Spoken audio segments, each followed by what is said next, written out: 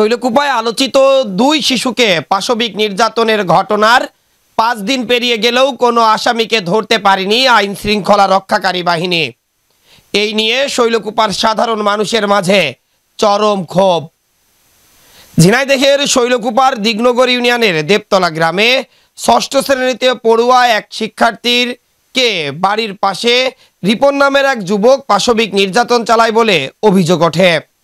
পরে রিপনের বিরুদ্ধে শৈলকুপা থানায় মামলা দায়ের করে ভুক্তভোগী শিশুর পরিবার।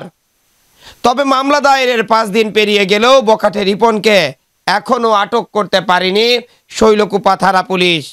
এই নিয়ে শৈলকুপার সচেতন মহল ও সাধারণ মানুষ আশঙ্কা প্রকাশ করেছে, তাহলে কি শিশুটি ও তার পরিবার বিচার পাবে না? তা না হলে কেন এতদিন পেরিয়ে গেলেও আসামিদের ধরা যাচ্ছে না? আসামিরা কেনই বা ধরাছোঁয়ার বাইরে রয়েছে?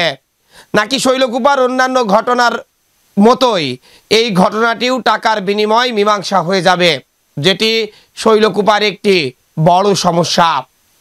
অন্যদিকে গত ৪ দিন আগে একই উপজেলার ফুলহরি ইউনিয়নের ভগবাননগর গ্রামে মায়ের সহযোগিতায় ১২ বছরের আরও এক শিশুকে পাশবিক নির্যাতনের অভিযোগ ওঠে।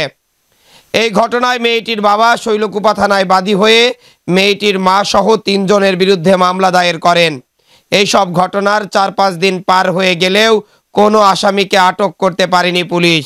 এই সব ঘটনায় আসামিদের আদৌ বিচার হবে কিনা তা নিয়ে আশঙ্কা প্রকাশ করেছে ভুক্তভোগী পরিবারের সদস্যরা ও শৈলকুপার সচেতন মহল।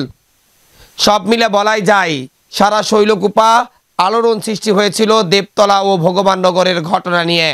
সবাই আশায় বুক বেঁধেছিল এবার বোধহয় শৈলকুপার কোনো একটি ঘটনা বিচারের মুখ দেখতে পাবে, কারণ সারা দেশ তখন আসিয়া কাণ্ডে একেবারে উত্তাল। কিন্তু উল্টো সুর বা বিপরীত দিকেই হাঁটছে শৈলকুপা। ঘটনার ৫ দিন পেরিয়ে গেলেও কোনো আসামিকে এখন পর্যন্ত আটক করতে পারেনি আইন শৃঙ্খলা রক্ষাকারী বাহিনী বা শৈলকুপা থানা পুলিশ। তারা হয়তো চেষ্টা চালিয়ে যাচ্ছে গ্রেপ্তার করার জন্য, কিন্তু চাঞ্চল্যকর এই ঘটনায় যদি আসামিদের গ্রেপ্তার করতে এত দেরি হয়, তাহলে সেই ঘটনা শৈলকুপার মতো উত্তপ্ত একটি জায়গায় কোনো মতেই বিচার পাবার আশা করতে পারে না ভুক্তভোগী পরিবারগুলো।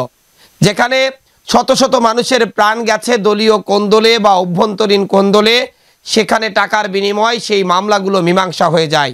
এখানে পাশবিক নির্যাতনের ঘটনার বিচারও হয়তো টাকার বিনিময় মীমাংসা হয়ে যাবে, যেমন কথা উঠেছিল শৈলকুপা উপজেলার দেবতলা গ্রামে। যদিও পরবর্তীতে তা অস্বীকার করেছে দুই পরিবারের লোকজনই। কিন্তু এই ঘটনা ঘটতে আর কতদিন বাকি থাকবে? যদি আসামিদের ধরে অতি দ্রুত দৃষ্টান্তমূলক শাস্তির ব্যবস্থা করা যায় বা আইনের আওতায় আনা যায়, তাহলে হয়তো এই ঘটনার পুনরাবৃত্তি আর ঘটবে না, বা টাকার বিনিময় আর কোনো মামলা মীমাংসাও করার সুযোগ পাবে না বাদী বা আসামি পক্ষ। কিন্তু মামলার দীর্ঘসূত্রিতার জের ধরে বছরের পর বছর আসামি ধরতেই যদি সময় লেগে যায়, তাহলে কোর্টের বারান্দায় ঘুরতে ঘুরতে বা মামলার কার্যক্রম শেষ করতে যদি 10 থেকে 15 বছর লেগে যায়, তাহলে কিন্তু সেখানে এই মামলার সুষ্ঠু কোনো বিচার হবে এমনটি আশা করতে পারে না শৈলকুপার সাধারণ মানুষ। সাধারণ মানুষের এখন প্রাণের দাবি, শৈলকুপায় যে দুটি আলোচিত ঘটনা ঘটেছে, এই ঘটনায় যে 4 জনকে অভিযুক্ত করে শৈলকুপা থানায় মামলা দায়ের করা হয়েছে পৃথকভাবে, সেই প্রত্যেকজন অর্থাৎ সেই 4 জন আসামিকে যাতে অনতিবিলম্বে আটক করে আদালতে সদর্পণ করা হয়। Desk report, eagle TV news.